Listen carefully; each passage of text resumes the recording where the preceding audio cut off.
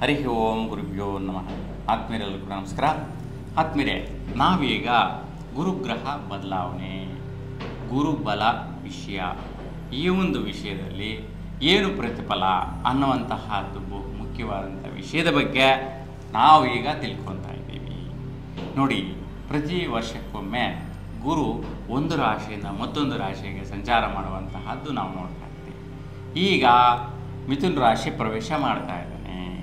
ಯಾವ ದಿನಾಂಕದಿಂದ ಯಾವ ದಿನಾಂಕದವರೆಗೂ ಇರ್ತಾನೆ. ಸೊ ಅದರಲ್ಲೂ ಕೂಡ ಕನ್ಯಾ ರಾಶಿಯವರಿಗೆ ಯಾವ ರೀತಿ ಪ್ರತಿಫಲಗಳು ಕೊಡುವಂತಹದ್ದಿರುತ್ತೆ, ಮತ್ತು ಯಾರ್ಯಾರಿಗೆಲ್ಲ ಈ ಒಂದು ಕನ್ಯಾ ರಾಶಿಯವರಿಗೆ ಆಗುವಂತಹ ಬದಲಾವಣೆ, ಚೇಂಜಸ್ಸು, ಪ್ರತಿಫಲಗಳು ಇರುತ್ತೆ. ಮತ್ತು ಈ ಒಂದು ವರ್ಷ ಪೂರ್ತಿ ಗುರು 12 ತಿಂಗಳ ಕಾಲ ಮಿಥುನ ರಾಶಿಯಲ್ಲಿ ಸಂಚಾರ ಮಾಡ್ತಾ ಇರ್ತಕ್ಕಂತಹದ್ದು ಯಾವ ನಕ್ಷತ್ರದ ಕೆಳಗಡೆ ಈ ಗ್ರಹ ಹೋದ ಸಂದರ್ಭದಲ್ಲಿ ಆಗುವಂತಹ ಪ್ರತಿಫಲಗಳು, ಅನುಕೂಲತೆಗಳು, ಚೇಂಜಸ್ಸು, ಈ ಎಲ್ಲ ವಿಚಾರವನ್ನು ನೀವು ನೋಟ್ ಮಾಡ್ಕೊಳ್ಳುವಂತಹದ್ದು. ಸೊ ಆ ಒಂದು ಸಮಯದಲ್ಲಿ ಆ ಒಂದು ವಿಚಾರಗಳನ್ನು ನೀವು ಗಮನಿಸಿ, ದೋಷ ಇದ್ದರೆ ಪರಿಹರಿಸ್ಕೊಳ್ಳುವಂತಹದ್ದು, ಇಲ್ಲ ಒಳಿತಿದ್ದರೆ ಸಂತೋಷವಾಗಿ ಮುಂದುವರಿಯುವಂತಹದ್ದು ಮಾಡಬಹುದಾಗಿರುತ್ತೆ.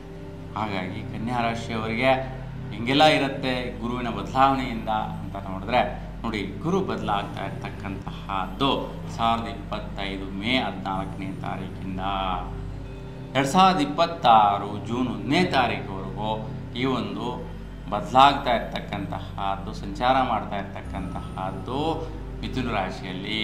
ನೋಡಿ, ಮಿಥುನ ರಾಶಿಗೆ ಪ್ರಾರಂಭ ದಿನದಿಂದ ಕೊನೆಯವರೆಗೂ 3 ನಕ್ಷತ್ರಗಳಲ್ಲಿ 9 ಪಾದಗಳಲ್ಲಿ ಸಂಚಾರ ಮಾಡುವಂತಹದ್ದಿರುತ್ತೆ. ಹಾಗಾಗಿ ಈ ಒಂದು ಗುರು 14ನೇ ತಾರೀಕು ಮೇನಲ್ಲಿ ಮೃಗಶಿರ ನಕ್ಷತ್ರ 3ನೇ ಪಾದಕ್ಕೆ ಪ್ರವೇಶ ಮಾಡ್ತಾನೆ.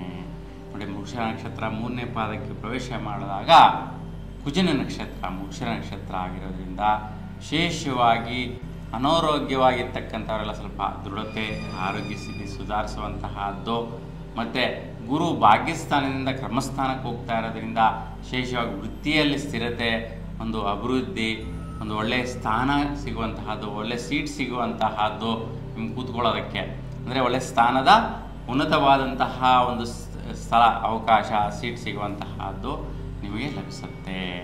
ಜೊತೆಗೆ ಈ ಒಂದು ಗುರು ವಿಶೇಷವಾಗಿ ವೃತ್ತಿಯಲ್ಲಿ ಅಭಿವೃದ್ಧಿಯನ್ನು ಕೊಡ್ತಾನೆ.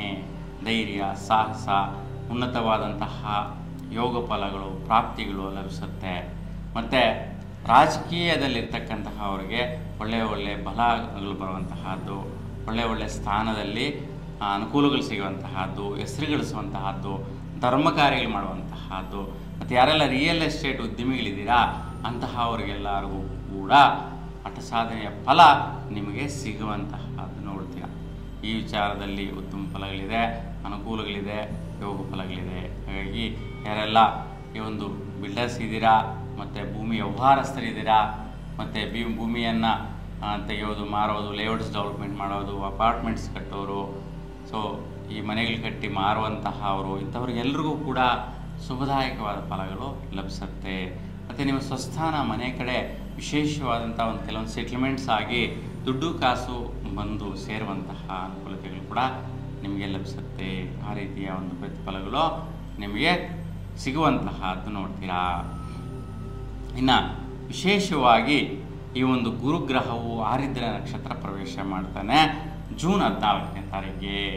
ಜೂನ್ 14ರಿಂದ ಆಗಸ್ಟ್ 12ನೇ ತಾರೀಕುವರೆಗೂ ಆರಿದ್ರ ನಕ್ಷತ್ರದಲ್ಲಿ ಗುರು ಸಂಚಾರ ಮಾಡಿದಾಗ ಈ ಒಂದು ನಕ್ಷತ್ರ ರಾಹು ನಕ್ಷತ್ರ ಆಗಿರೋದ್ರಿಂದ ರಾಹು ನಕ್ಷತ್ರದಲ್ಲಿ ಗುರು ಸಂಚಾರ ಚಾಂಡಾಲ ಯೋಗ ಪ್ರಾಪ್ತಿಗಳು ಸಿಗುತ್ತೆ. ಅದಕ್ಕೋಸ್ಕರ ತುಂಬ ಜಾಗೃತಿಯಿಂದ ಇರಿ. ಈ ದಿನಾಂಕಗಳಲ್ಲಿ ಸ್ವಲ್ಪ ಡೈಜೆಷನ್ ರಿಲೇಟೆಡ್ ಆರೋಗ್ಯ ಸಮಸ್ಯೆಗಳು ಬರುವಂತಹದ್ದು, ಥ್ರೋಟು ಶ್ವಾಸಬಾಧೆ ಸಮಸ್ಯೆಗಳು, ಗಂಟಲು ಬಾಧೆ ಸಮಸ್ಯೆಗಳು ಬರುವಂತಹದ್ದು, ಶೀತ ಅಲರ್ಜಿ ಉಂಟಾಗುವಂತಹದ್ದು ಇವೆಲ್ಲ ಕೂಡ ಉಂಟಾಗತ್ತೆ. ಮನೆ ಕಡೆ ವೈಪರೀತ್ಯಗಳು ಉಂಟಾಗುವಂತಹದ್ದು, ದಂಪತಿಗಳಿಗೆ ಅಸ್ಥಿರತ್ವವಾದಂಥ ಮನಸ್ಥಿತಿಗಳು, ಕೆಲಸದಲ್ಲಿ ಒಂದು ನೀವು ವೈಫಲ್ಯತೆಗಳನ್ನು ನೋಡ್ತಾ ಇದ್ದೀರಾ, ಕಷ್ಟಗಳನ್ನು ನೋಡ್ತಾ ಇದ್ದೀರಾ, ತೊಂದರೆಗಳನ್ನು ನೋಡ್ತಾ ಇದ್ದೀರಾ ಅನ್ನುವಂತಹ ಮನೋಸ್ಥಿತಿ ದಂಪತಿಗಳಲ್ಲಿ ಬಂದು ತುಂಬ ದುಗುಡ ಆಗುವಂತಹ ಸ್ಥಿತಿ ಇರುತ್ತೆ ಈ ಸಮಯದಲ್ಲಿ. ಹಾಗಾಗಿ ಈ ಒಂದು ಸಮಯದಲ್ಲಿ ಬಹುಮುಖ್ಯವಾಗಿ ನಿಮ್ಮ ಮನೆಯ ನೈಋತ್ಯ ಭಾಗದಲ್ಲಿ ಒಂದು ಕೂಷ್ಮಾಂಡ ದೀಪದಲ್ಲಿ ಅಖಂಡವನ್ನು ಬೆಳೆಸೋದ್ರಿಂದ 108 ಬತ್ತಿಗಳಿಂದ ನೀವು ಬೆಳಗಿಸೋದ್ರಿಂದ ಇಲ್ಲ ಮನೆಯ ಮಧ್ಯಭಾಗದಲ್ಲಿ ಇಲ್ಲ ದೇವರ ಒಂದು ರೂಮಿನಲ್ಲಿ ದೇವರನ್ನ ಒಂದು ಕೋಣೆಯಲ್ಲಿ ನೀವೊಂದು ಅಖಂಡ ದೀಪವನ್ನು ಬೆಳಗಿಸೋದ್ರಿಂದ ಶ್ರೇಷ್ಠ ಫಲಗಳನ್ನು ಪಡೆಯಬಹುದು. ಈ 3 ಜಾಗಗಳಲ್ಲಿ ಮನೆಯಲ್ಲಿ ಮಾಡಬಹುದಾಗಿರುತ್ತೆ. ಈ ರೀತಿ ಮಾಡೋದ್ರಿಂದ ವೈಪರೀತ್ಯಗಳಿರೋದಿಲ್ಲ. ಇನ್ನು ಪುನರ್ವಸು ನಕ್ಷತ್ರದಲ್ಲಿ ಸಂಚಾರ ಮಾಡ್ತಾನೆ ಗುರು ಪುನರ್ವಸು ನಕ್ಷತ್ರಕ್ಕೆ ಈ ಒಂದು ಯೋಗ ಫಲ ಜಾಸ್ತಿ. ಯಾಕಂದರೆ ಈ ನಕ್ಷತ್ರಾಧಿಪತಿ ಗುರುನೇ. ಹಾಗಾಗಿ ಗುರು ನಕ್ಷತ್ರದಲ್ಲಿ ಸಂಚಾರ ಮಾಡಿದಾಗ ನಿಮ್ಮ ಸ್ಥಾನದಲ್ಲಿ ವಿಶೇಷವಾದಂತಹ ಬಲ ಪ್ರತಿಫಲ, ದಂಪತಿಗಳಿಗೆ ಸುಖ ಪ್ರಾಪ್ತಿ, ವೃತ್ತಿಯಲ್ಲಿ ಲಾಭದಾಯಕ ಫಲಗಳು ಮತ್ತು ವೈಯಕ್ತಿಕವಾದಂತಹ ದೃಢತೆ ಇವೆಲ್ಲವೂ ಕೂಡ ನಡೆಯುತ್ತೆ. ಮನೆ ಕಡೆ ಸ್ವಸ್ಥಾನದಲ್ಲಿ ತಂದೆ ತಾಯಿಗೆ ಸಂತೃಪ್ತಿಯಾಗುವಂತಹ ಒಂದು ಅನುಕೂಲತೆಗಳು ಲಭಿಸುವಂತಹದ್ದು ಮತ್ತು ನಿಮ್ಮ ಸ್ವಸ್ಥಾನದಿಂದ ನಿಮಗೆ ವಿಶೇಷವಾದಂಥ ಲಾಭದಾಯಕ ಫಲಗಳನ್ನು ರೂಢಿಸಿಕೊಳ್ಳುವಂತಹದ್ದು ಕೂಡ ಈ ಸಮಯದಲ್ಲಿ ನಡೆಯುತ್ತೆ. ಇನ್ನು ಈ ಒಂದು ಪುನರ್ವಸು ನಕ್ಷತ್ರದಲ್ಲಿ 4ನೇ ಪಾದಕ್ಕೆ ಅಂದರೆ ಕಟಕ ರಾಶಿಗೆ ಪ್ರವೇಶ ಮಾಡ್ತಾನೆ ಗುರು. ಕಟಕ ರಾಶಿಯಲ್ಲಿ ಉಚ್ಚಸ್ಥಾನ ಸುಮಾರು 47 ದಿನಗಳ ಕಾಲ ಇರ್ತಾನೆ, ಒಂದೂವರೆ ತಿಂಗಳ ಕಾಲ.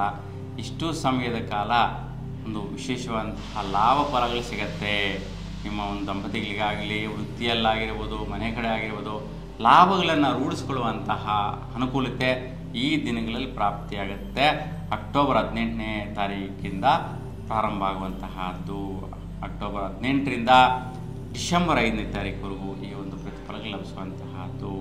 ನೋಡಿ, ಡಿಸೆಂಬರ್ 5ರ ನಂತರ 2026 ಜೂನ್ 1ನೇ ತಾರೀಕುವರೆಗೂ ಮತ್ತು ಯಥಾಸ್ಥಿತಿ ಗುರುಗ್ರಹವು ಪುನರ್ವಸು ನಕ್ಷತ್ರ 3ನೇ ಪಾದದಲ್ಲಿ ವಕ್ರಸ್ಥಿತಿಯಲ್ಲಿ ಸಂಚಾರ ಮಾಡ್ತಾ ಈ ಒಂದು ಮಿಥುನ ರಾಶಿಯಲ್ಲಿ ಸಂಚಾರದಲ್ಲಿರ್ತಾನೆ.